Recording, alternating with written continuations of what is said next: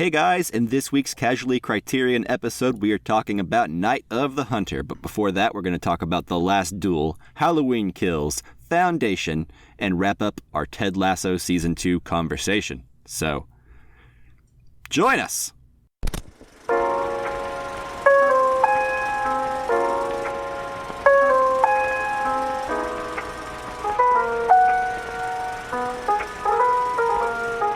Hello and welcome to the Casual Cinecast, powered by Cinelinx. With me as always, he's leaning on the everlasting arms. Mike, how are you doing today? I'm well, thank you. Good to hear. Also with us is Justin, who knows that the only place to hide $10,000 is in a child's plaything. How are you doing today? I'm doing well.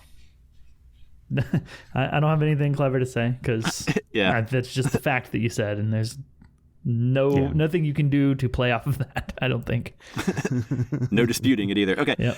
If this is your first time listening, this is a Casually Criterion episode, which is a Criterion Collection-focused episode that we like to do usually every other episode, where we review a film that is chosen by the listeners. Before we get into the main review, we'll be doing our usual News on the March, where we talk about recent news and things that we have been watching since the last episode. So if you haven't seen the movie, you could still listen and get lots of fun conversation. Then we move into our Casually Criterion review for Night of the Hunter, Spine number 541. That's right. And as Mike said, the listeners pick our Criterion films. So follow us on Twitter at Casual Cinecast to see our latest poll. We're going to be doing a new poll and picking our choices for the poll at the end of this episode. So listen to that. Follow us on Twitter, and then you can vote and help choose the next Criterion film. You can also follow us on Facebook and Instagram. We are also at Casual Cinecast on there. If you want to send us any movie recommendations, thoughts, questions, whatever, send messages to any of those social media accounts. Recipes. You could send us recipes. Yeah, Ooh, yes, recipes. please. Recipes for success. Whatever. We're open. But yeah, like I said, messages to any of those social media accounts or to casualcinemedia@gmail.com. And then, of course, if you haven't done so already and you want to help other people find the show or let us know that you're enjoying the show, give us a review on whatever platform you listen to podcasts on, and that'll make us feel good. It will. Thank you. And it'll make you feel good for making us feel good, too. And it's all win-win for everyone. Absolutely. An endless circle of feeling good. Okay, and I think we have a lot to talk about, so let's just get into News on the March. News on the March!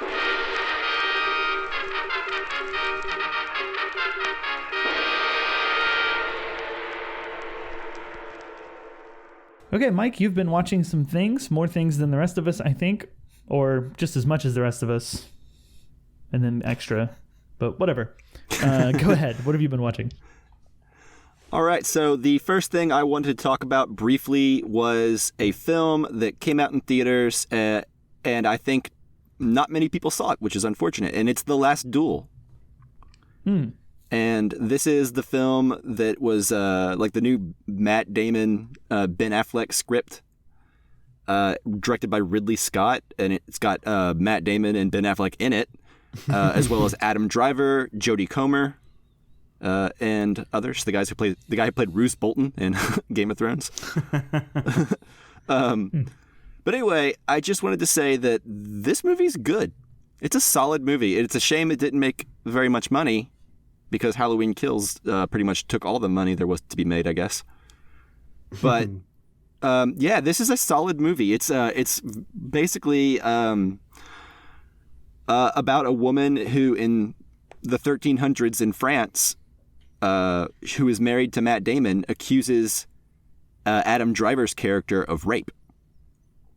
And what ends up resulting is it's like a 2.5-hour movie, and Matt Damon's character basically challenges Adam Driver to a duel. And it's kind of like if Matt Damon wins the duel, in God's eyes, Adam Driver was guilty, and the opposite is true if Adam Driver wins, right? So it's very much kind of like combat to the death.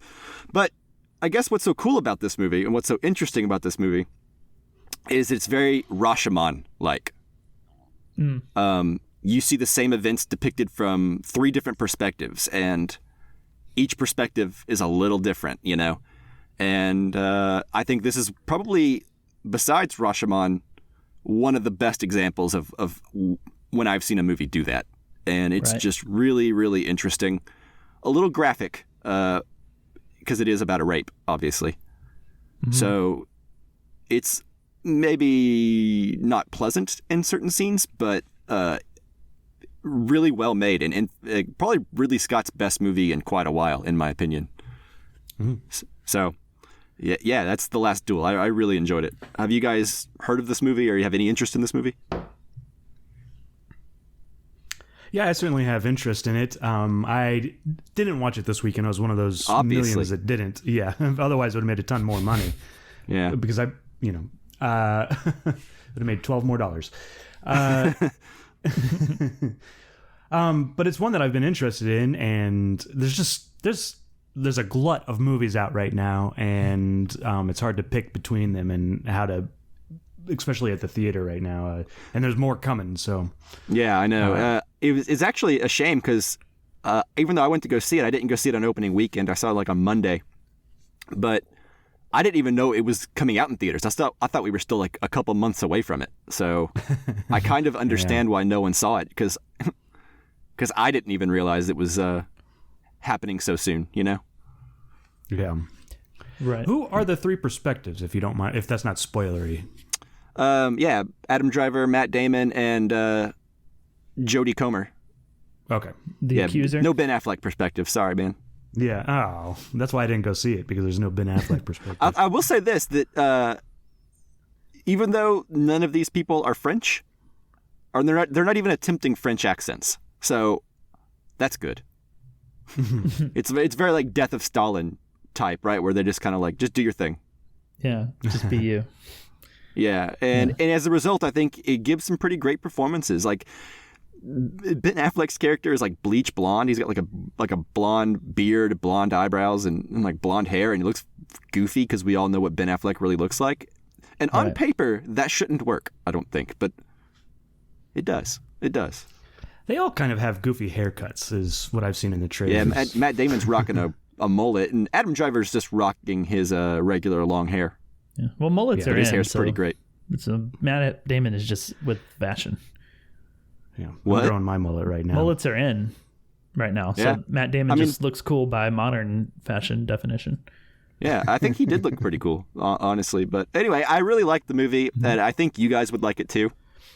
Yeah, it's very smartly written, and it's like I said, Ridley Scott's always got a good eye for like what looks good, but sometimes I think the scripts let him down. But this one does not.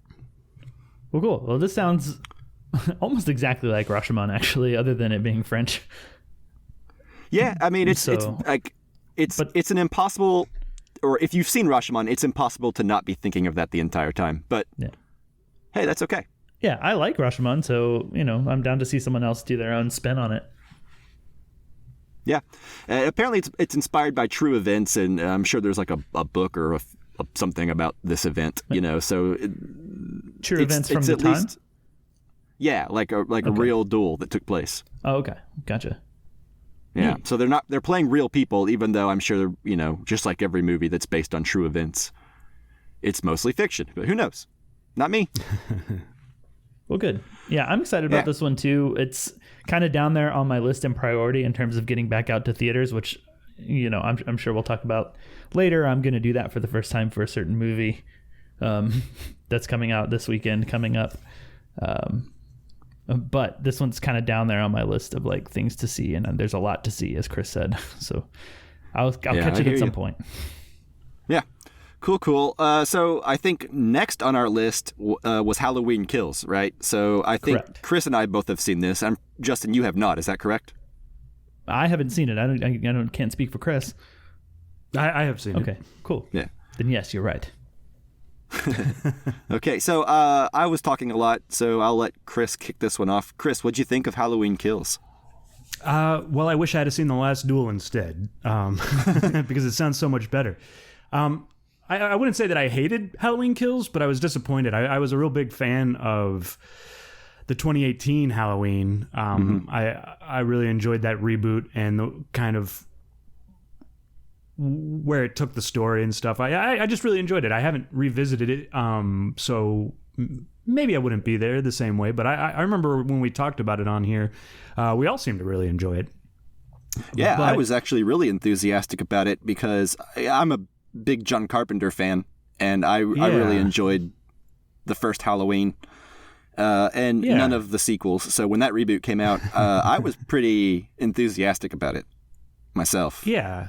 Yeah, I was really high on the 2018 one as well. The only thing that I didn't like about it was the fact that it left it sort of like blatantly open-ended for like a sequel, and that kind of annoyed me because, I don't know, we just have so many Halloween sequels, and this one's kind of whole aura around it was that it was undoing a bunch of bad Halloween sequels. You know what I mean? And it felt kind of antithetical to what I got from it, or what the hype was about it, to then do something that means more sequels are going to come. So well, I'm just a little hesitant towards this one, but I did like the last one. Yeah, I mean, that makes sense. I remember whenever they actually announced that they were going to do two follow-ups to the 2018. I remember just thinking like, okay, you just got done erasing those sequels, so that you better do something to justify that. I thought it was always a trilogy. I always thought that it was a trilogy. But I don't know. I remember, I think they didn't announce the two sequels until the first one was received well and was a hit, I believe. But I may be wrong on that. But I think from Halloween that point Kills, on, I'm kind of with you, Chris. I don't dislike it, but I don't feel about it the way I wish that I did. Yeah. It does a lot of things that are cool and on paper sound like they would be good ideas, but I think the worst part about this movie is some of the performances from people who aren't Jamie Lee Curtis and Judy Greer. So it's basically it brings back a lot of characters from like the original Halloween. It's more about the town. Yeah. And the town that has been living with the memory of Michael Myers for 40 years. And some people that directly ran into him in the first movie, right? Like some of the little kids that Laurie babysitted are there, and they've been living with their own trauma and their own PTSD. And I like that in theory. But man, I don't know. Like some of these performances are just so over the top, and they need to be reined in a little bit more that it's hard to like it. I don't know if that's how you feel. I like Jamie Lee Curtis and Judy Greer so much in the first one, and we spent so much time with them and getting to know them in the first one, that I really felt their absence in this one. They're in it, but they are certainly not in it. They're not in it enough. Yeah. And I really this movie, I think, ultimately just feels like it wants to be Empire Strikes Back, but it just feels like filler. It's like a filler episode on television. Like we have to get to this spot in order to get to the next episode where, we're setting everything up in place. It kind of has a Empire Strikes Back ending where we've realized something, and we kind of know where the third one's going to go, and I'm excited for that. And I hope that it like either makes the second one better in retrospect or just as a good movie in general. And I'm excited for the third one, but the second one just kind of spins its wheels a little bit, and we go off to characters that I find hard to care about. I think there's some fun stuff to be had, but I find it hard to care about any of those things very much because Well, I like what it does and like what it's trying to do, and it kind of talks about like this idea of like mob justice and right. If you try to destroy evil, quote, then you might become that yourself. But I think the worst part about it is Anthony Michael Hall, if I'm being honest. Like I usually like Anthony Michael Hall, but man, what an unhinged, crappy performance in my opinion. What I did think was really cool was there are flashbacks to like right whenever the first Halloween ends, and you get this body double playing Dr. Loomis, and he has prosthetics on that make him look exactly like Donald Pleasance. And I thought that was kind of neat. But I don't know. The movie's pacing is all over the place. So it could have been better. But like you, I am still excited about the next one. Like, I don't think this movie necessarily destroyed all momentum for this new reboot timeline, you know? Yeah, it's just filler. And the one thing I will say is I don't feel as strongly about the Anthony Michael Hall performance as you do. I don't know that I felt one way or the other, but I was okay with it, is what I'll say. So okay, fair enough. Yeah, but yeah, all right. Anything else you want to talk about with Halloween Kills? One more year. Hopefully we get to the third one, and then it can be over. Yeah, or at least I'm sure they'll keep making Halloween movies, but maybe the David Gordon Green timeline of movies will be concluded. I don't know. He's on to The Exorcism, or not The Exorcism, The Exorcist after this. Oh man, he's just got the bug for horror movies now, it seems. He's redoing all the horror movies. And is it a sequel to The Exorcist? It's going to be a Legacy sequel, so it'll take place after the second one. And what's her name is going to be in it? She was in the first one. She was Linda in Blair? Requiem for a Dream. No, not Linda Blair. The mom. I don't know her name, I don't think. She was in Requiem for a Dream. Ellen Burstyn? Won the Oscar. Ellen Burstyn, yeah. That's right. I do know, then never mind. Okay, cool. Well, neat. I like The Exorcist. The first one, anyway. Yeah, I haven't seen any of the sequels. Yeah. Okay. So, next on the agenda, Ted Lasso Season 2 wrap-up. So, Justin, I'll let you kick this one off. Sure, yeah. As the, I guess, Ted Lasso expert or something. The person enthusiast, I would say. That's the word I would use. Thank you. Season 2 wrapped up, I think like a week ago, something like that. And I think it had a pretty shocking ending, an ending that I didn't expect. And it seemed like a lot of people I've talked to who do watch Ted Lasso didn't necessarily see coming. I actually got a lot of texts from friends. As soon as they were done watching it, they were like, ooh, and they would just mention the name of a certain character, which I won't spoil. Okay, I was about to ask real quick, are we spoiling Ted Lasso Season 2? But I guess not, right? Probably not, I guess. Okay.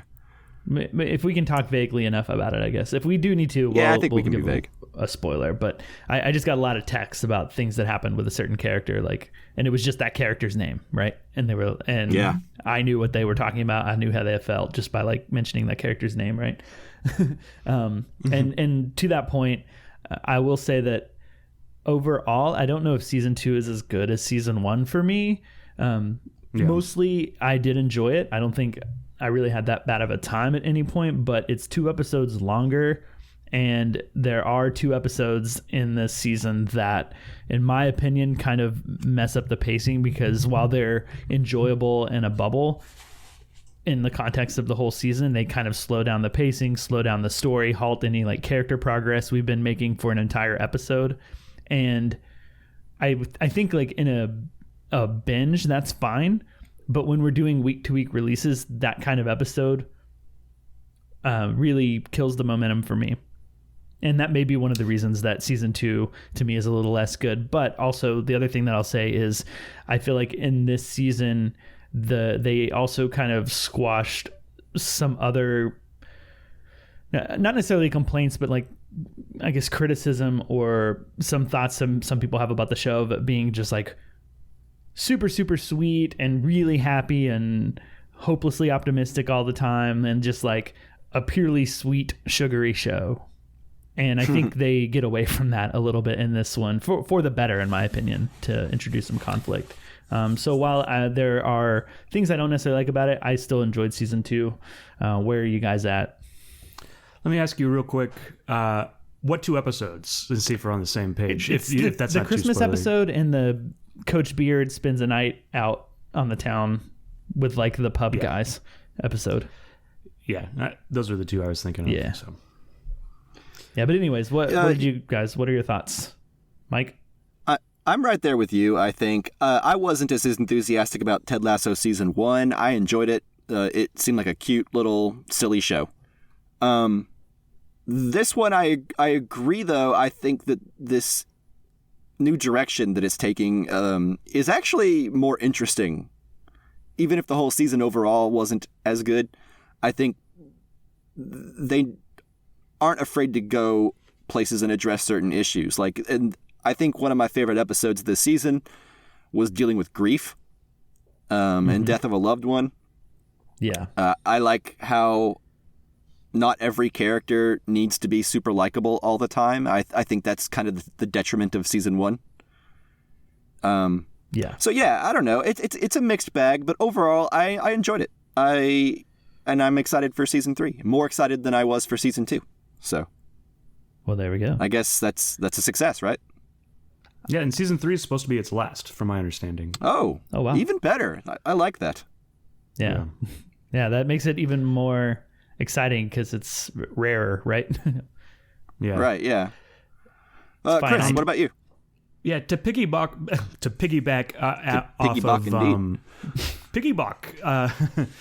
off of the Halloween Kills. This is how you do. If you're going to do 3, this is how you do the middle segment. This is Empire Strikes Back, right? Because it goes really well into the third one, and there's a lot of movement into that, and I want to see what happens next. And the turn or the things that happened in this season were surprising, and maybe we saw them coming a little bit, but they're kind of hurtful. You liked people in here, and then they hurt you. But I like it. I think that it still has the sweetness of the first season, but it's wrapped up with this bittersweetness.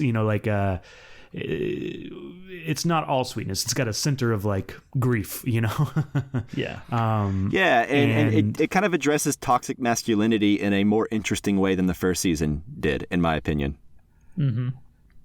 Yeah. Well, I mean, Ted Lasso himself, I think finding out about him and why he's so hopelessly optimistic, and how, well, I feel like I don't think I'm spoiling anything, but how, sometimes you have to take care of yourself first before you can take care of everybody else, type of thing. And I really enjoy that aspect of it, especially coming off the first season. And we saw glimpses of that in the first season, but it didn't explore it as much as it did this season. Yeah, there's not really much more I can say that you guys haven't already said. I really enjoy it. I look forward to this third season, and it'll be interesting to see what happens. Yeah, I think it's still a really funny show, though. I enjoy it a lot. They've added in some depth, some underlying tension and dealing with some issues, but I think they've maintained a lot of the humor. I really laughed pretty hard at the bit where there's a character who comes and he has a man who shakes people's hands for him. Do you guys remember this? Yes. Yeah, and that's the best part. And the guy gets mad, and the guy who pretends to shake hands for him does the fake out handshake to somebody. And that character's exit was the best. Yeah, that's pretty great. So stuff like that, I think, still makes the show ultimately with that sort of silly, funny heart overall. Yeah, and real quick, last thing I always wanted to say is I enjoy how characters change. Sometimes for the good and sometimes for the worse. And not every show... Well, I guess a lot of shows do that, but I feel like it was kind of ballsy for this show to do that, considering the reason the first season caught on with so many people was because it was hopeful and sweet and cute, right? And I like the courage that it took them to be like, you know what? Not everyone has to be likable, and sometimes that's just a better story, Yeah, as the season was airing, I did see a lot of people being like, Ted Lasso season 2 is weird. I don't know if I like this as much, but by the end of it, I think people are on board still, Yeah, they took some risks, playing around with their golden goose, so to speak, right? Yeah, exactly. And I'm with you that's the thing that season 2 exceeds season 1 in, it has its ups and downs, but I think that's definitely a big up for it. Yeah, and you got to think they're basically playing with house money. The fact that this is a hit TV show based on a commercial. Apple's only hit TV show, I might add. What? It's that Apple's only hit TV show, I might add. Yeah, pretty much. So, like, they can do whatever they want, it feels like. Yeah. Well, or maybe there's more pressure on them to do the same thing. I don't know. But yeah, whatever it is, keep doing it. I would think it would be, that makes it even riskier if it's their, like, far and away best received show and most popular show. Like, it's swept at was it Emmys or not Golden Globes?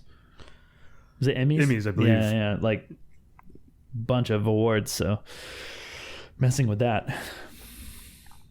Risky. And I'll just wrap up and say that Roy Kent is the best character. Go Roy Kent. And he's CGI'd. CGI robot Roy Kent. Yeah. I think my favorite character from this season, or at least my favorite thing that came in and, brought in a new dynamic, was the therapist. Mm-hmm. Like, anytime she was in a scene, I was, most captivated, I would say. Cool.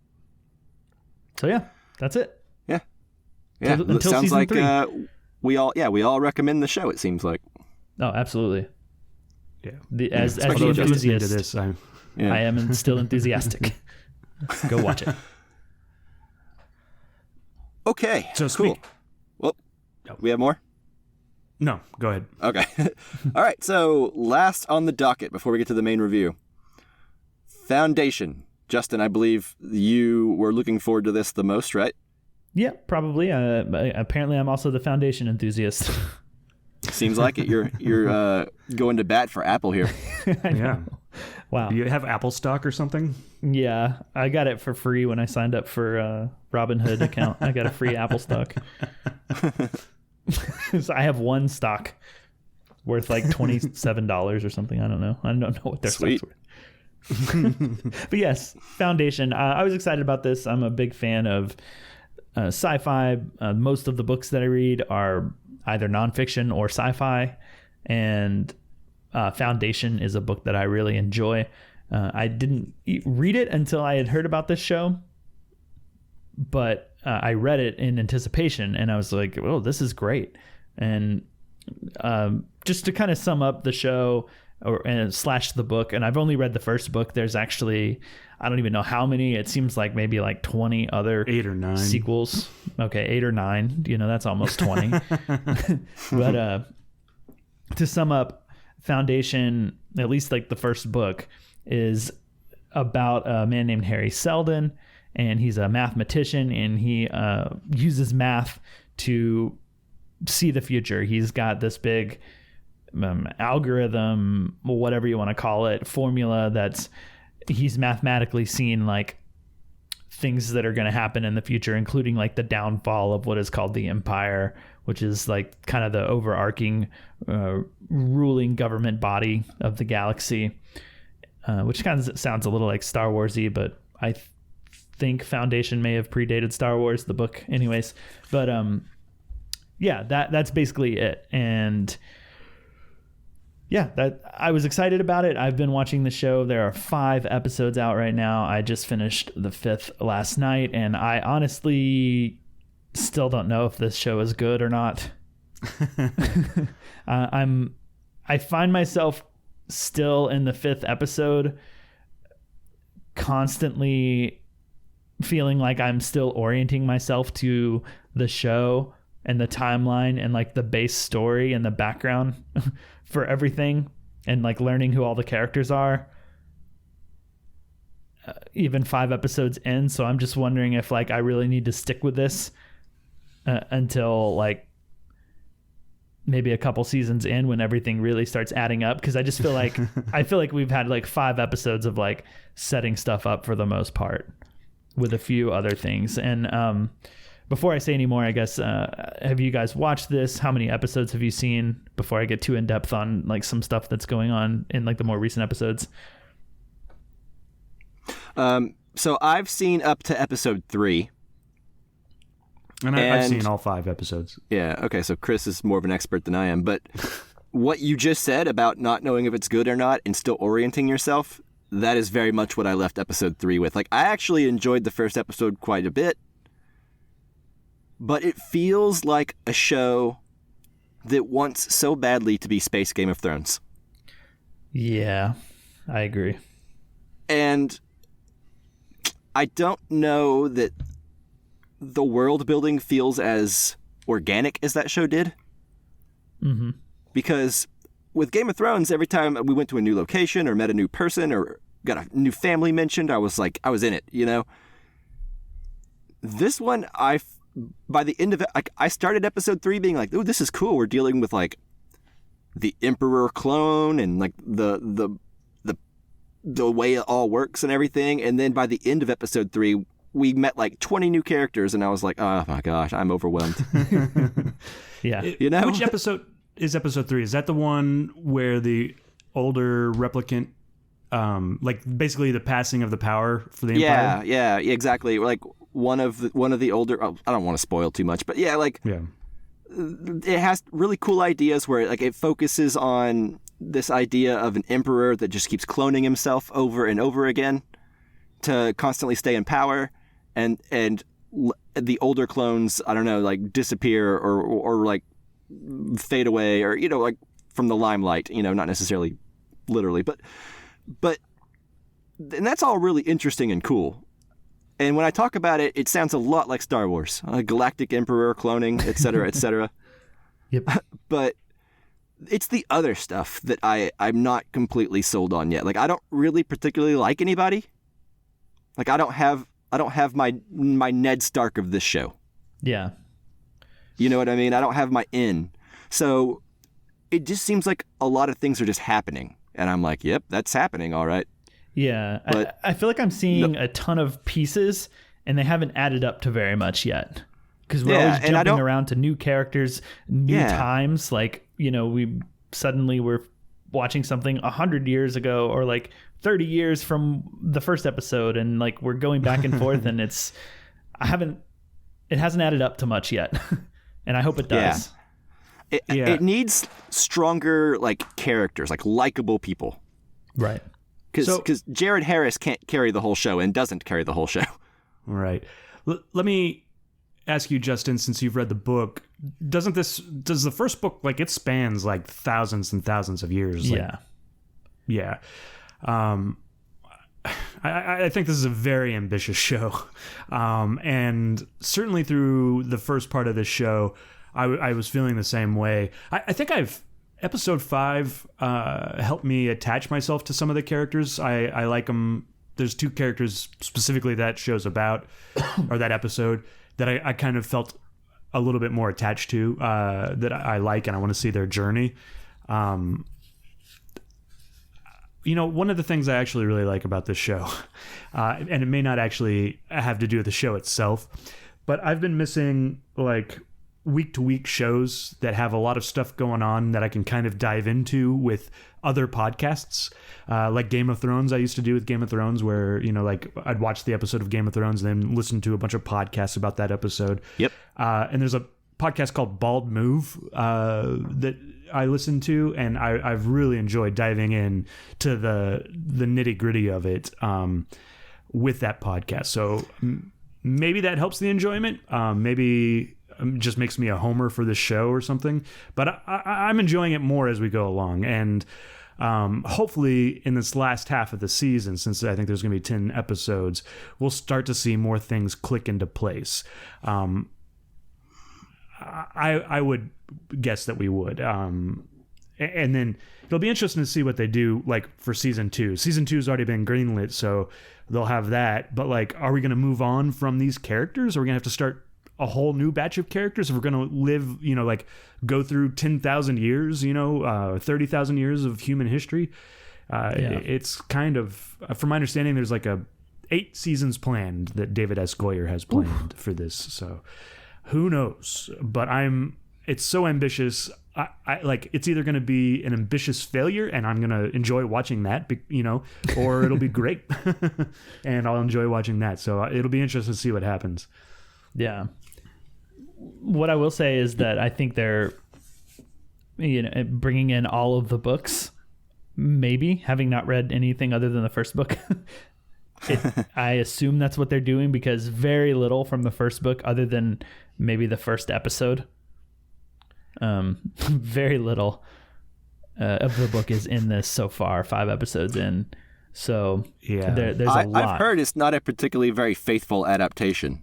Well, Foundation, from my understanding, is like supposed to be unfilmable. So like they're kind of doing the world building as they go. Yeah. Like that's the other thing. They're probably adding in a lot and taking a lot of liberties, which is fine. I'm totally cool with that. Then I have no issue with that.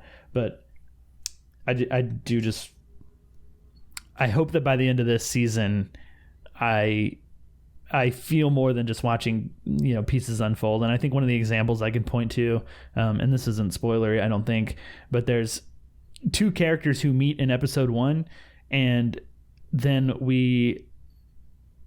within a day they're traveling to a different planet, and then at the start of season 2, they are episode 2, yeah, excuse me, they are basically super in love and really into each other. And I don't know, it's just like things like that. Nothing feels that built upon some other things enough. We're doing so much. Mm-hmm. It is doing a lot. and a lot of things don't feel earned. But, who knows how that will all feel in the end. That may not even matter. Yeah, that's kind of where I'm at. Is like I don't even really know what to care about or who to care about or if I'm supposed to care about anyone. So I don't know. It'll be interesting to see how it goes. I'm not off board the show yet, Yeah, me neither. Keep watching, Mike. I'm going to keep watching, but like, I think that I don't know. I feel like there's a lot of promise in this, and I'm going to keep watching because it might just happen, to be the best thing ever. Maybe not, but yeah. Hopefully. I will say the book too, my recollection of how I felt reading the book was constantly being bombarded with cool ideas of like, that's neat, but we're skipping around so much in the book as well that like, each section of the book we're introduced to entirely new characters, and it's a big jump forward in time. And like, maybe they're keeping that spirit alive with like, here's a bunch of cool ideas, and then also lots of different characters that you have to get to know every episode, Right. And so they may even be, that may be it, maybe that's what Foundation is, and they're nailing it. It's just, here's a lot of cool ideas. They may even be adding in like Asimov's other stuff. He wrote Foundation, right? Is it Asimov? Yeah. Okay. But like the robot stuff, there's a character in this that is a robot, and they're mentioning robot wars, and that's a whole nother section of books that Asimov wrote. Like, so who knows that he kind of at the end of his life wanted to add into the Foundation stuff. So who knows what's going to happen. Yeah. We shall probably wrap this up much like we did Ted Lasso in season 2 and come back at the end of season 1 when that's done, I think, and talk about it again, right? Yeah, with hopefully a big picture sort of retrospective opinion on it all, so we can if we have the same really opinions, know what we're talking about. If we have the same opinions, it'll be a shorter conversation, and I may be disappointed. If I don't know if I don't have a bigger picture, then I'm probably not going to watch second season. Yeah. Cool. Awesome. So are we done with news on the march now? I think so. Oh, Foundation is very pretty. Like, it's just a beautiful show to watch. It looks very expensive. Yeah. Not to get back into it, but forgot to mention that. It's really pretty. Lots of beautiful sci-fi, spacey images going on. So it's eye candy at the very least. For sure. Yeah. Okay, yes. Now news on the march is done. Sweet. So I guess let's get into our review for Night of the Hunter. Let's go. Leaning, safe and secure from all alarms. Leaning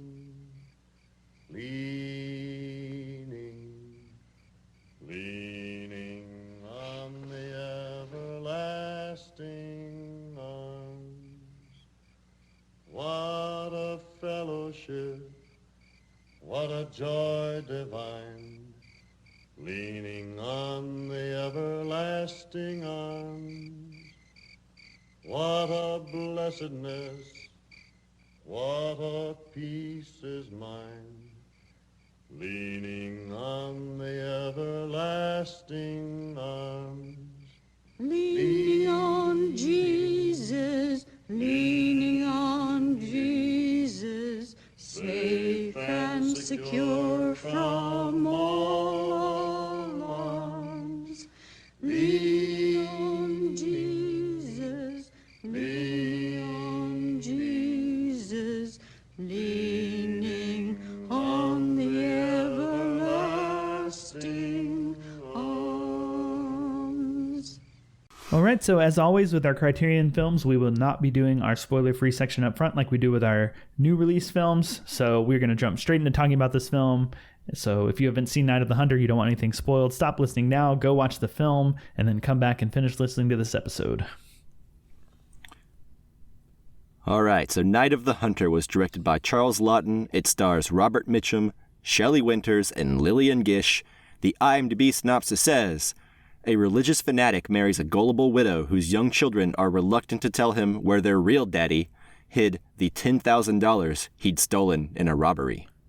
Yeah, how do you feel about saying the word daddy? Because it makes me uncomfortable. That was weird. I almost hesitated, but I was like, well, I'm just going to read it. Yeah, I promise I didn't do that to mess with you. That is literally what the IMDb synopsis says. Yeah, well, But it did mess with me. I was like, ugh, that feels strange. yeah. Okay. Thanks for pointing it out. Okay. You're welcome. That's what I'm here Thanks for. for amplifying it. All right. So I believe, Chris, this was your film that you chose in the poll and it won, right? Am I right about that? Justin chose it. Justin but it did chose it. win. Okay. Okay. All right. Well, then, Justin, Yeah. why don't you kick us off, sir? Okay, sure. So, Night of the Hunter, this is a film that I watched for the very first time, I think with you, Mike. It was your first time as well. When we watched this in a cinema history class back in college. Mm-hmm. Yeah, so this is my second time to see this, and one of the reasons that I picked this film, other than it being October and like Halloween and us going for a kind of a spooky, creepy film, is that I wasn't a very big fan of this movie after the first time. I thought tonally it was a little weird. The performances weren't that great, or were a little too like over the top for me, at least at the time. But I thought rewatching the film, knowing what I'm in for, knowing the overall tone of the film, I'd be able to give it, a fairer shake. And watching it this time, I did enjoy the film much more now that I knew what to expect going in and what type of film this is, because I think this film is very much over the top, both in like visual style and performances. And it's almost like a Southern Gothic sort of tale. And if I view it through the lens of like a creepy children's fairy tale, like grim fairy tale type thing, then a lot of the tonal issues I had with the film the first time kind of go away, or at least get washed away a little bit, and like their negative impact on the film gets lessened. It's a wonderfully shot film. Like, I love all the influence that this is pulling from like German expressionism and German silent film and like horror films like Cabinet of Dr. Caligari and all of that. Like, that's probably my favorite thing about this film, is the way that it's shot. And I think you can see, I don't know if I would say the influence of this film on modern horror, or on what horror came to be, because this film is influenced by the German films that I just mentioned, and early German horror. So maybe this did have influence, but it's also like that influence came from something else. So maybe modern horror is just looking at those original German films, and it's probably looking at all of them, right? But you can see modern horror tropes like in this film, and for it to be done in 1955 and feel so modern, I think is like really cool, at least like visually speaking. I do think that despite trying to view it through that lens of a fairy tale, there are some stuff that keeps me at a distance from this film and kind of bugs me in terms of just pacing and performances. There are still some of the side characters that I feel that just like take me out of the movie because they're acting so hard. And I think primarily, just to give an example, I think like the woman who's like in charge of the store that the widow, the mom, works at is just unbearably over the top to me. Yeah. Where I'm like, this isn't. I mean, it's a tale. It's a fairy tale. So like, they're not a real person, but like, they're so far removed from a real person that I just can't. Evelyn Varden, by the way, is the actress's name, and the character's name is Icy Spoon. Icy Spoon. Wow. Well, I don't know that it's the actress's fault as much as it is just this character just like rubs me the wrong way and really annoys me. But anyways, that's probably too detailed for like my general thoughts. I enjoyed this movie much more. I love looking at it. I love the tone. I watched it with my wife, and it was her first time seeing it, and she was genuinely creeped out a ton of times by the shots and the sound and Robert Mitchum singing Leaning on the Everlasting Arms, which also hits like a point for me because I was raised like in Southern Baptist church, and I would bet that we sang that hymn at least every other Sunday. So to hear it used in this creepy tone is really fun for me. I really enjoy that. But yeah, like I appreciate a lot of the craft here. But there are still things that make me not like this movie in some spots. And think like, is this bad? I'm not sure. So I don't know. I mean, I don't think overall it's bad, but there are parts where I'm like, this part is bad, I think. I'm pretty sure. There are things that hold it back from being a great film, I think. Yeah. But I will leave it there. Chris, since you said it's not a great film, go ahead. What are your thoughts for real? I think I like it more than you. And I do have to just throw out... I did a podcast with Mike with a Y on the Cinemust podcast. So after this, if you haven't gotten enough Night of the Hunter info, go ahead and go to Cinemusts and listen to Mike with a Y, I guess I should say, because Mike and I are also going to talk about it on this podcast. We are. Just a different Mike with a Y. Anyways, on the Cinemust podcast, so go check them out. I really like this film a lot. For all the reasons that you said, Justin. It's a fairy tale. And so, what this reminds me a lot of is Princess Bride.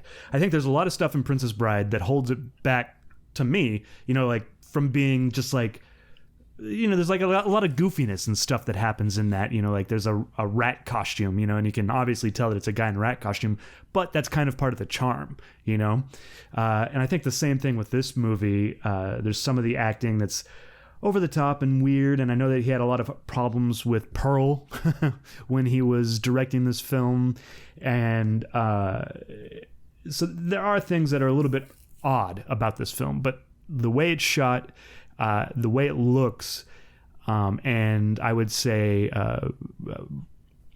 the performance from Robert Mitchum is what puts it over the top for me and makes me really like this film a lot. For a lot of the same reasons you said, like the way it's shot, the music even. I like the creepy song that's played while they're riding down the boat. Down the river is fun. I don't know. There's something about this that's like, it's not real life. It's above real life. And I like living in that space for a little while, there's some all-time great shots. Like, I think Robert Mitchum singing Leaning on the Everlasting Arms, riding that horse way off in the distance, is one of the best shots. When I saw it, when they're in the barn? I remember that shot. Huh? When they're in the barn? Yeah. Yeah, when the kid's in the barn and he's riding after him. I think I read that that's actually like a dwarf on a horse. I believe so, yes. I was watching or a small horse. I was watching one of the special features, and Robert Mitchum, I believe, is the person who's being interviewed, and he's telling the story of that it was like a pony, like a small horse, and a dwarf way back, which is cool. Pretty cool. And stuff like that that's just inventive. And I think that this is probably a really low budget movie. Like, Well, Yeah. so just back to that shot real quick. I remember it in color. Like, I remember it being red as the sun's setting. And I don't know why, but just in my head, as I remember that shot, I remember it in color. And I think that that's an interesting thing, that it, for whatever reason, I translated into color.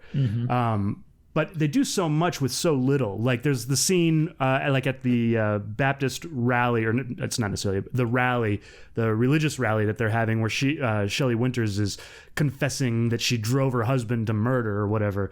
And it's just 3 torches and Robert Mitchum and Shelley Winters there, and it's interesting. It's an interesting shot, and it's, you know, super low budget and really well done. And, you know, for me, you know, going from shot to shot is what keeps us captivating and makes it really interesting. So, Mike, what did you think?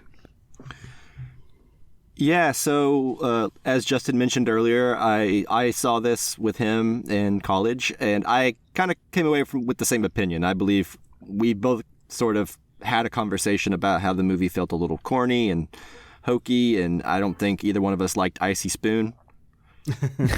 Yeah. The movie feels a little weird, a little goofy. Yeah. But that, as I was watching it this time, it kind of just became apparent to me that is a good thing in a lot of places.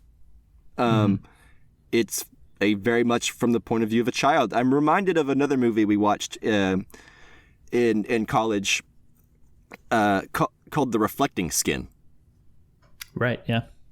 And that movie, very similar to this one in a lot of ways, about children dealing with trauma, and it's all through their eyes, right? And the world's just a little bit over the top to a child, you know? You're both right that the way this movie is filmed is absolutely incredible. The shadows, the influence from noir and horror films and everything in between, it's just really fascinating. And there's this sort of just weird, surreal nature to everything.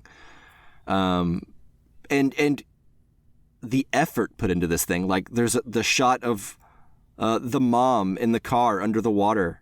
Yeah. Oh man. And the fake houses in the background that are just black with like a perfectly bright window with a bird in it, you know, and it's like it just feels like this weird, crazy cartoon land that no other movie from that time, you know, it's like what, 55? Yeah. I'm not saying no other movie, but like American movie, maybe. Yeah, but it's just so inventive, and the effort put into it and the imagination on display in this thing is just to be admired, right? I mean, it's so cool and ballsy, and just like it swings for it in a lot of ways that are just striking. Robert Mitchum is horrifying in this thing. He's so good. Mm-hmm. His voice and like his crazy, creepy face, and he's just such a bastard, you know, like, you know, a lunatic, and it's so fun to watch. You know, right off the bat, the movie is just incredibly stylish with the faces in the sky. Oh yeah, with Lillian Gish and the children. Yeah, telling the children, and they're all just floating amongst the stars, and it's like, what the fuck is this? This is crazy. Yeah. And yeah, I don't know. It's just, there's some great tension in this movie. Like the part whenever he's trying to get Pearl to tell him a secret, you know, and then John throws the hairbrush at the preacher. So he decides to take Pearl to the store to get her away from John, so he can kind of like manipulate her a little easier. Mm-hmm. And John's trying to grab the doll so she doesn't take the doll with her. And it's just like the tension building there. Like, you know what I mean? And it's like all while trying to not lead on that he's after that doll. Because if the guy gets any hint of suspicion, all he has to do is just like take the doll and like feel it, and he'll feel the money. You know what I mean? It's just, yeah. I don't know. The movie gets so dark, and it's just fun. The artificial feeling to the sets and the environments, like the fake river in some scenes, the fake spider web, the fake frog. Yeah, none of that bothers me. Like, it kind of just fits, you know? There are scenes in that river segment when they're floating down the river where you can see the that it's like a wall behind him. You can even see the seams of like the different panels of like the wall backdrop that they're shooting towards. Yeah. And I don't care. You know what I mean? Yeah. Yeah, exactly. It just feels like this crazy, like you, I think, mentioned earlier, Southern Gothic little thing. And I'm reminded of the Coen brothers in a lot of ways, like the intricate shots, the constant use of hymns being played throughout the movie. You know, it's just this unique, wacky little adventure that is so dark, but never feels like I'm watching something depressing. I don't know. It's something else. It's a fun dark. Yeah, I guess so. Like, and I think maybe one of the reasons after my first viewing that I walked away thinking that the movie was unsuccessful is because it's sort of billed as this horror movie, right? This, or, you know, creepy whatever. And there's that shot when he's chasing the children up the stairs and he holds his arms out while he's chasing them, almost like Frankenstein. Yeah. And like a cartoon character who's like chasing somebody. Yeah. And I remember the room when that happened just erupting in laughter when we watched it for the first time, which, you know, granted we're watching with a lot of like immature film people. College kids. Yeah, college kids. Some non-film people too were in that class. So that like, that just was one of those things that was like, well, laughter during the climax of the scene when we've just found out that, or Robert Mitchum has just found out where the money is and is chasing them. Then like, I think he's found out the money, but anyways, it was this like climactic moment and everyone's laughing. I was like, I don't think that's right, but now I kind of do think that's right. Even if it's not as laugh out loud funny as it was to some people. Sure. Yeah, and it's kind of just the style, you know, like the over-the-top style will give that laughter, and especially something from 1955 that would be terrifying then is going to be a little bit more laughable now. Yeah. And I think that that's kind of just natural. I just can't think that was even terrifying then. Like, I think it was what it was then, too. Well, I mean, self-aware then. This movie was not a hit. No. Yeah. And Charles Laughton didn't direct another film because of the reception that this received. I think this is one of those things that, kind of like Citizen Kane, it has become more beloved in retrospect. I watched a YouTube film, or not a film, but a YouTube clip of Joe Dante talking about Night of the Hunter, and he said he was terrified of it. So while it seems goofy to us now, I think if you're 9 years old in the theater when you watch this for the first time, it may be a little bit different. Yeah, I wonder if we have in 1955. Yeah, I wonder if we have more cynicism towards religion, like that, or at least it's like more prevalent. Yeah, and a little bit more mainstream than it might have been at the time. You know, whereas like some of this stuff, like, you know, I think we have a lot more examples of the patriarchal oppression of Southern religion. We've seen that now. We can kind of see it a little bit clearer. We've progressed where to a lot of people that's apparent, right? And at the time, you know, I'm sure this, I don't know how controversial it was, but I think maybe there was something about it that was probably a little more challenging than it is now. But I think in some ways, this is still prevalent. At least that aspect of it is still, you know, something that persists today, you know, like not to get too far deep into it, but, you know, like I think like the church system that I was brought up in still seemed to have that sort of patriarchal disgust with Eve, you know, for corrupting man, and kind of treated them as if they did something, treated like all women as if they did something wrong and should feel worse than like men because we didn't eat the apple first, or, you know. And so I think there is some relevance still in that part of this movie. Sure. Yeah, totally. I mean, as someone who was raised Catholic, I know what you're talking about. Yeah. Yeah. Well, you're absolutely right about all of that. And before we get too far into this, I also want to say Robert Mitchum, yeah, of course, his performance is wonderful and just so fun to watch. But the other great performance in this movie, I think, is Lillian Gish. Oh, yeah. Yeah. She almost steals this movie once she shows up from Robert Mitchum, which is a tall order. Yeah, exactly. And like their face off, you know, like the shot where it's like her in the foreground rocking in the chair with the gun, and you just see him out there. And they're singing together? Yeah, and they're singing together, and you could see his face out of focus. And then as soon as the light comes on in the foreground and then kind of lights up the screen and then turns it back off again, he's gone. You know, it's just so good, right? That is so good.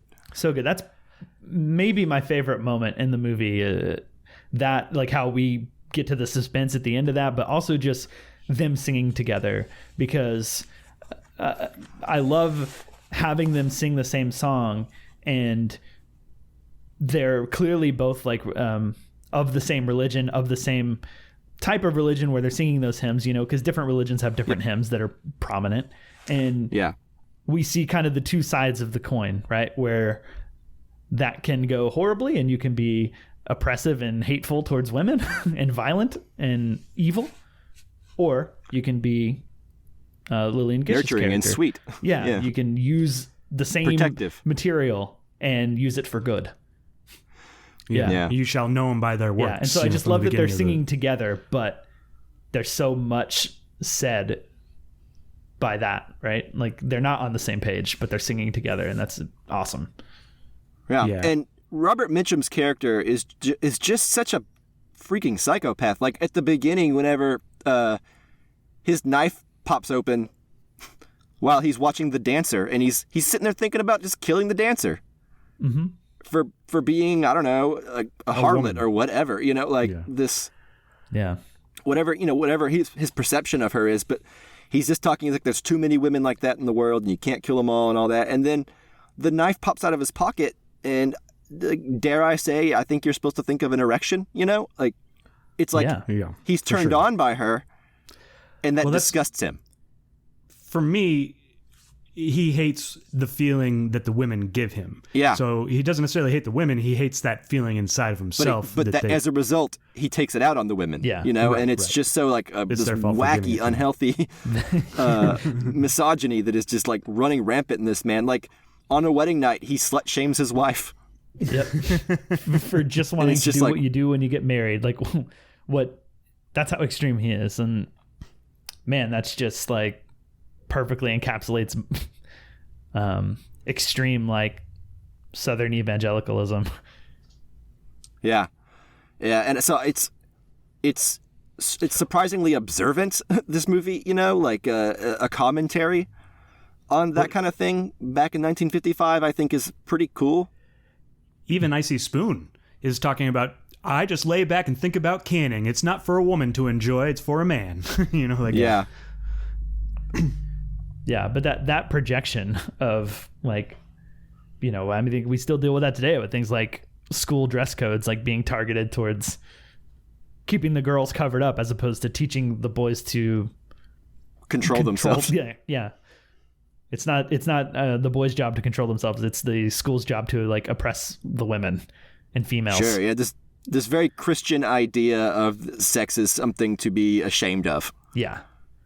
When in reality, it's like none of us would exist without it. That's what we're put on this earth to do. But there's this inherent idea in not just Christianity and many, many religions. Yeah. That rather than to be celebrated, sex is something to be shunned and shamed. And yeah, I don't know. It's a cool look at that in this movie, right? That it's actually confronting that on its face in a lot of very blatant ways. Mm-hmm. Yeah, and just Robert Mitchum just being so evil. Like, I love that we can find out exactly what this character is about from the beginning. You know, the film starts with him doesn't start immediately, but like the first time we see him, he's in the car and he's basically talking to God, saying like, admitting like I'm killing these widows and like stealing their money and, you know, point me to the next one because I'm ready to do it again. And it's so evil. Yeah. And yet that character still continues to surprise us and up the ante from there. Well, I even think he says something to the extent of like, God doesn't care that I'm killing the women. It's like, it's like he thinks so little of them.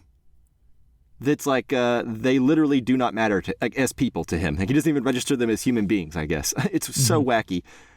And he even says, like, in the jail cell with the father, that he doesn't subscribe to any one religion. It's the one that him and the maker worked out betwixt themselves.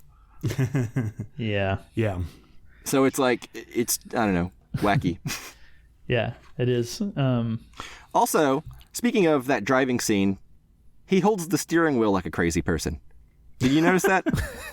That doesn't come to mind. Like, I don't recall what you're talking about, so explain. He holds the steering wheel by the little centerpiece and not the wheel part of it. And it drove me crazy. I don't know. It was just like, why are you holding it that way? That is the sign of an unhinged person right there. That's what I'm saying. That's what I'm saying. Wow. Maybe he's just like ready to honk. There's no time if he needs to Maybe, honk. but like, you have less control over the car holding it that way. Anyway, that's whatever. I get it. That is weird. I did not catch that, but that's incredible.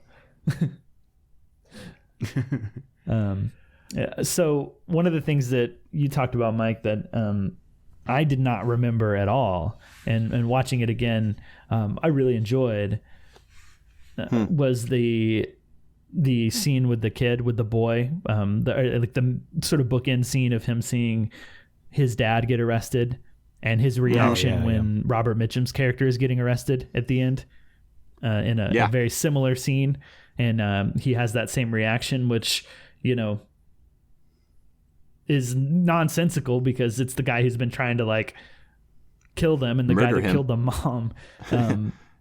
Like, seeing him get arrested, he should be excited, but he's like, no, you know, stop. Like, I really like that. I think it adds complexity to a scene that otherwise would have just been, yep, that's the end of the story. Here we go. Yeah. Yeah, he's just dealt with so much, and like the guilt and hiding of the $10,000 is just like, just let's stop the insanity, just take the money and we'll be done with it, you know? Yeah, and it makes me really feel a lot more for that kid than maybe I did prior to that, you know? Like, I'm on board with them running, you know, they're kind of our main characters for a while. And but I think I really start to feel for him and understand him in that moment, and that makes the whole sort of ending sequence with Christmas and Lillian Gish and all of that, even though it's a little cheesy, like the warmness and the uplifting ending really works for me and really moved me. And I think without that moment in that scene, I don't know that I would get there at the end and feel as much for the kid. Sure. Well, Lillian Gish's her conversation with God, right, and the idea that children can endure so much more, like much more than adults can, you know, and everything these children have endured, and they're still capable of that kind of love and forgiveness. And yeah, it's I agree with you 100%. It's moving in a way that I didn't expect it to be. Mm-hmm.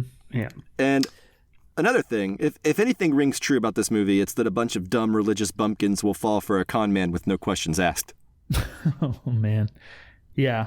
Is that if he says it with enough enthusiasm and southern charisma, twang and deep charismatic voice, like, they're in. Yep. So man, of course he's a good guy. You weren't in when he gave the love-hate speech from Do the Right Thing. Oh, is that where he stole that from, in. Charles Lawton? Yeah, he stole it from Do the Right Thing. Incredible. Also, this movie finally answers the question: what do the dude and the children have in common? They both abide. Yeah. Yeah. Another thing that reminded me of the Coen brothers. Yeah. I didn't even think about Coen brothers that much until you mentioned it, Mike, and like that's really astute, because now I'm going over the film in my head, like, and all of these like little elements. I'm like, yep. Yeah. Like, there it is. I could see the Coen brothers announcing a remake of Night of the Hunter, and I would be like, that's appropriate. Yeah, I get it. There it is. Yeah. Also, one of my favorite shots in the movie, I mentioned earlier that the tension about, like trying to grab the doll before he goes to the store with Pearl and without letting him know that he's trying to grab the doll or being obvious about it. Mm-hmm. Another thing is whenever the money is actually, like, they're putting the money and stuffing it back into the doll, and he comes and he's looking at their backs, and we're looking at them from the front. And we see them behind him. And they shove it all in there, and he starts walking forward to look at them, and there's, like, money blowing by his feet. Oh, yeah. Yeah. This is great stuff. That's like a Hitchcock moment, Yeah. Yeah. A lot of depth of focus where everything's in focus. Mm-hmm. Real quick, I wanted to go back to the shot with him sitting outside and Lily and Gish inside, and they're singing together, because I think kind of this speaks what struck me the most as how theatrical that shot is, because, like, it's like a scrim and the lighting is so dramatic. And I think it speaks to the whole film. Because Charles Laughton was a stage theatrical director. He did a lot of theater. Mm-hmm. And it speaks to the whole movie, because the whole movie, like when you do a theatrical production, it's bigger. Like even the sets, you can, most of the time, you know that it's a set. Like when you watch a theatrical show, this is the closest thing you can get between like a theater production and a movie, without it being like Hamilton, where you're filming it on stage. Right. And I think it really marries those two things together, the theatrical production and the film production. And that speaks to the overdramaticness of the acting, and also the lighting and the shots and stuff like that, because it's all over the top. Even if it's beautiful, the lighting and stuff. But that's kind of where I think it's coming from, and kind of the idea of what you have to approach it with, when you go into this movie. Yeah. I love the introduction of Robert Mitchum to the kids, which they're in like the bedroom at night. Yeah. And there's that window light coming through, like making a square on the wall. And his shadow, like his silhouette, just comes in there, which is also, that's a kind of good setup for later on in the film when he finally finds them. And the shot we talked about already with they're in the barn and he rides up in the distance again, like a silhouette shadow. Yeah. And I like how you could just hear him, like, I think a good 30 seconds before you see him. Mm-hmm. In a lot of cases, just singing. Yeah. And another like good moment where I think there's a lot of suspense built and then it kind of subverts is when Lily and Gish finds them in the rowboat. Because when they wash up to shore, we kind of know someone's going to find them and know someone's going to see them. And I think instinctually your first thought is that it's going to be Robert Mitchum, or at least that's the vibe that I get. And my wife, when she was watching it, as soon as those shots started happening of the boat hitting the shore and you get that vibe that someone's there, she was just like, oh no, he's here. Yeah. There's also no reliable adults except for Lily and Gish, like there's no one that those kids can rely on, so like, even until she like lifts that bonnet, you're like, because she gets a switch out, she's like, oh no, like some evil parent has found him and she's gonna mistreat him or whatever. Yeah. But then she lifts the bonnet and you're like, oh, it's Mother Goose, everything's okay. She does spank him. Yeah, well, yeah, but it's all in. But in a I guess healthy motherly way. Yeah. It is the opposite of the way that Robert Mitchum would have like punished them. Like the opposite intent, Yeah. In a good-natured 1955 way. Yeah. I guess is what you should. Well, does anyone have anything else? I don't. I'm glad I watched it again, and I'm glad that I was able to reassess my initial impression of the movie. Yeah. I still think there are some weird points, and like it's probably way too micro to like get into too much of it. But I think there are some stuff that like some shots and kid reactions that don't quite make sense to what's going on here and there. So I get a little taken out of the movie. I don't know. Just like times when we cut to the girl and she's doing something, and I'm like, I don't understand what she's like her reaction, because like next shot she runs up to Robert Mitchum with like open arms, gets in his lap, little things like that pop up. You have the DVD, right, Justin? I have the Blu-ray. The Criterion Blu-ray. Oh wow. Well, one of the things that Charles Laughton did is he just let the maybe this is why it costs so much to make, but he just let the camera run in between takes. Yeah. So there's like 4 hours of behind the scenes footage of like the kids and stuff. And you kind of get an idea of like why they're, the kids weren't the best. It's especially Pearl. There's a whole disc in that thing, a whole second Blu-ray that is basically just that, just like the 2.5, 3 hours, 3.5 hours, whatever it is of footage where you can hear him directing from off screen. Yeah, between takes. Yeah, and I've seen some of that. I haven't sat through all of it because it's a lot. Yeah, but it's cool that it's there. Yeah, it's awesome that it exists. Like really, really cool. I'd love to get through it all at some point. And I'm certainly more motivated now that I watched this movie again and like it significantly more than I did the first time. Wait, so why did you buy this movie if you didn't? Because you bought it in between not liking it and then this viewing, correct? Sure. Because he was anticipating this very rewatch. Yeah, I knew we'd watch it at some point. Well, so what happened? I have a friend that we went to film school with. Mike, you know him. Adam Hamill. Chris, you might know him. He texted me one day and he said, "Hey, do you have Night of the Hunter?" And I said, "No." And he's like, "Great," because I ordered on Amazon a copy of it because I really like this movie, and they sent me 2 copies.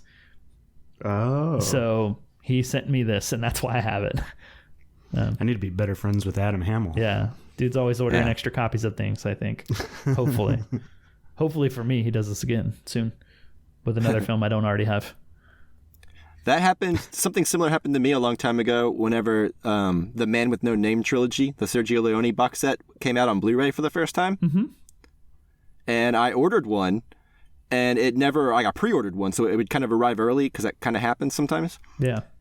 And anyway, I didn't get it, and I was like, man, this sucks. And then it came out, and like 3 or 4 days went by, and I was like, whatever. And I just called them. I was like, just cancel my order and refund me because I'm just going to go buy it in a store. Yeah. And they were like, okay, no problem. And then I went out and checked the mail the next day, and it had been there for who knows how long, and I just didn't check the mail. So yeah, I ended up having 2 of those box sets. Nice. What a good box set to have 2 of, though. I like that one. Yeah, it was. Even though I think it's irrelevant now because wasn't that DVD?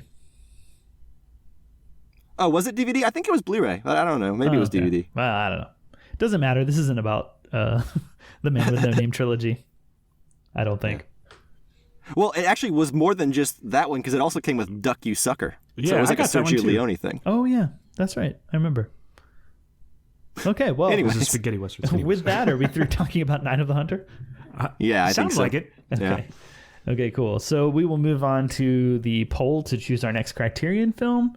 And Chris, do you want to tell people what the poll theme is this time?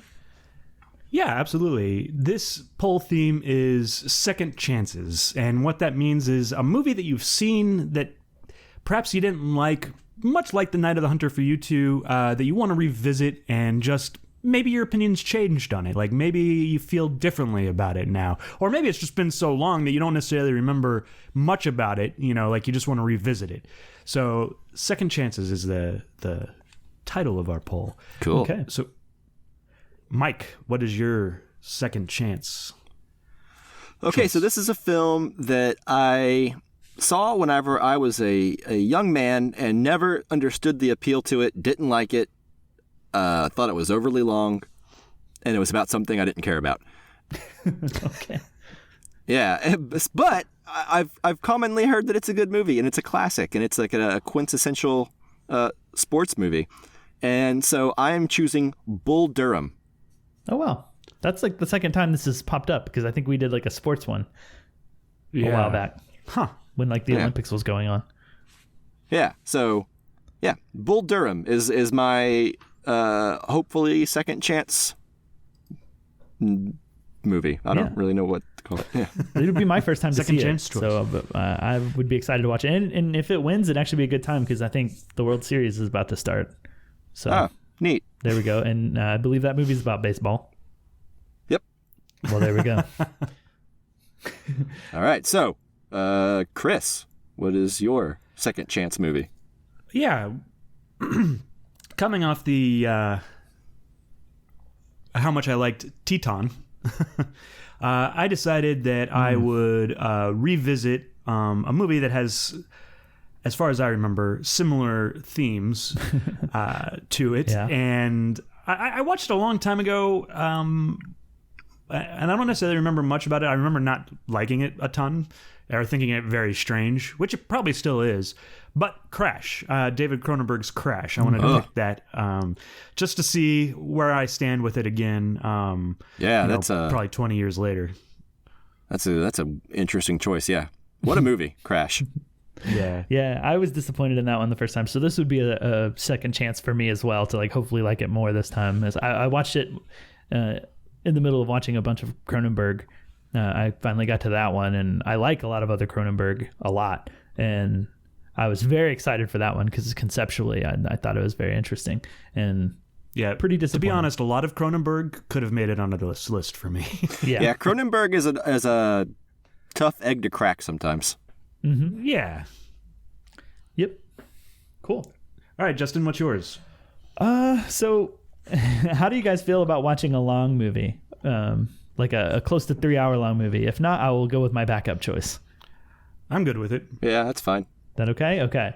Well, it'll have to win first, so obviously this may not happen. But I'm going to go with a film from my favorite director, and the reason that I want to give this film a second chance is because I don't think it's one of his best movies, and it's actually, out of the movies of his I've seen, it's towards the bottom, but it is probably his most famous movie and the movie that people talk about as being one of his best movies, and I just don't get it. But that is La Dolce Vita from Fellini. Huh. Yeah, okay. I almost selected that one as well, but I decided against it because I actually do like La Dolce Vita now. I loved La Dolce Vita. I do like it. I'm not saying I dislike it, right? Don't get me wrong, but it took me like 3 watches to actually make it through it. The first time. It's very episodic. Yeah. And I didn't split it up. I would always, when I finally did watch it, I watched it from start to finish, right? Mm-hmm. And I have seen it probably, I guess second chances is maybe the wrong term, because this will probably be my 3rd or 4th time to see it. But it's one I'm like, I just don't get how it's his most popular, more so than I dislike it, right? And it's that fountain scene. Probably. I mean, Anita Ekberg and Marcello Mastroianni are 2 very good-looking people, and I get that. They are. It's fun to watch from that sense. But I think I don't quite get the hype about it, and that's what I want to try to unpack and have a bigger conversation, because I've never, done it where I've had to do a podcast about it and really think about it and plan out my thoughts and, have other people have like a planned discussion about it, Another film that we watched in that same class. We did, yeah. And that was, I think, my second time at that point. It took us like 2 days to watch it, I think. Yeah, it did. 2 class periods, yeah. And I've watched it a 3rd time since with my wife. She was my girlfriend at the time, but we watched it. And so this would be my 4th time. But like, I'm really keep trying to wrap my head around it every time. And it hasn't worked to get it to the point where, it's as acclaimed for me as it is for other people. All right, cool. Yeah. So, recap real quick. Mike's choice was Bull Durham. Chris's choice was David Cronenberg's Crash, and my choice is La Dolce Vita. So that poll is up on our Twitter page. It is also, there should be a link to that in the show notes. So if you're not following us on Twitter, use that link and go vote, and also follow us on Twitter. And there you go. All right. So, stay tuned to this channel, this feed, whatever you want to call it, because our next episode, I believe, will be about Dune. It will. The David Lynch one, right? Yeah, David Lynch's that actually might confuse people in this Criterion Collection podcast where we also talk about David Lynch frequently. Of course, we're talking about Denis Villeneuve Dune. Yeah, the Timothée Chalamet starring everybody. Vehicle. Starring everybody. Yeah, for real. Yeah, I'm excited. This will be the movie that I mentioned earlier, that this will be my return to theaters. How long has it been since you've been to a theater? Since before COVID. I think The Invisible Man with Elizabeth Moss was the last movie I saw in theaters. So Yeah. some time ago. Yeah. And I'm right. going to hopefully kick it off with a bang because I'm very excited about this one. All right, cool. So I think that's the show, right? Yep, Yeah. that's it. Thanks for listening, everybody, and see you next time. See you next time. Bye.